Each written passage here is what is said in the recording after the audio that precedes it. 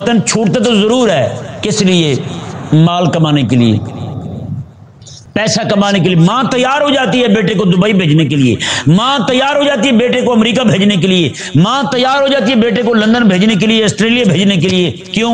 کما کے لائے گا۔ یار رسول اللہ صلی اللہ علیہ وسلم کے دین کے لیے بھی اپنے بیٹے کو اس طرح اپنا وطن چھڑاؤ گے؟ ماں کو رونا آ جاتا ہے جب بچہ جناب دین کے نام پر کہیں ایک دن کے لیے بھی جانے لگے، ماں تڑپنے لگتی ہے، مرنے لگتی ہے کہ کیا بنے گا میرے بیٹے کا۔ لیکن جناب وہی ماں جو ہے دل پہ پتھر رکھ کے 3 سال کے لیے، 4 سال کے لیے، 5 سال کے لیے باہر بھیج دیتی ہے۔ اسے پتہ بھی ہے کہ مر گیا تو کیا بنے گا، اس نے آ بھی نہیں سکنا، پھر بھی ماں تیار ہو گئی۔ اس سے کیا ثابت ہوا کہ ہم نے وطن سے زیادہ، رب کے حکم سے زیادہ وطن کو ترجیح دی، اور وطن کو قربان بھی کیا ہم نے تو رب کے حکم پہ نہیں کیا، اپنی ذاتی خواہشات پر قربان کیا۔ آخر یہ کیوں ہوا؟ ہمارے اندر یہ جذبہ کیوں آ گیا کہ رب تبارک و تعالیٰ کے حکم پر ہی سب کچھ